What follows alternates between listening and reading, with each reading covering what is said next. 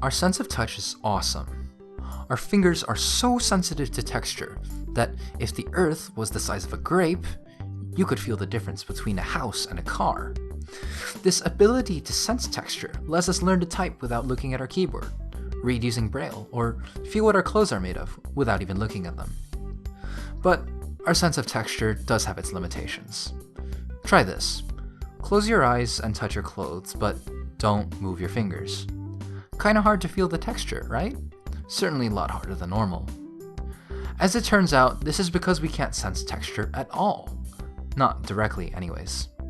We don't have cells in our finger that say, that's rough, or that's soft. What we do have are mechanoreceptors, tiny cells that change shape when something's touching them. These mechanoreceptors can also tell how hard something is pressing against them. The more pressure there is, the more the mechanoreceptor will get squished. So, if you close your eyes and touch your clothes, you can tell how hard you're pressing without moving your fingers across the fabric. But what happens when you do move your finger? To answer that, we have to take a closer look. Take cotton as an example. Cotton fabric seems smooth, but on a microscopic level, it's actually not smooth at all. Cotton threads woven together produce extremely small bumps and dips in a fabric surface. A mechanoreceptor can tell these bumps and dips apart, because a bump presses harder into the mechanoreceptor than a dip.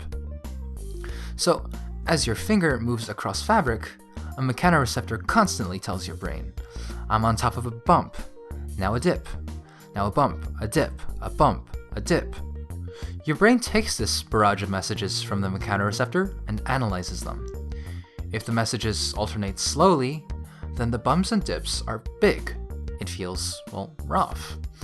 If the messages alternate quickly, then the bumps and dips are small. It feels smooth. And it doesn't have to be simple as bump dip, bump dip. It could be bump dip, bump dip, bump dip, bump dip, or bump bump bump, dip dip dip, bump dip bump dip. There's a lot of possibilities, and that's why your brain can tell apart so many textures. And that's also why you move your fingers to sense textures. If you don't move your fingers, your mechanoreceptors will say bump or dip, but never a meaningful combination of the two, which is what your brain needs to tell textures apart.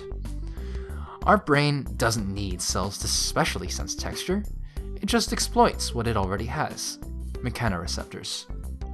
We are constantly bombarded with information about the world, information about what things look like, or sound like, or smell like, or taste like, or, of course, feel like.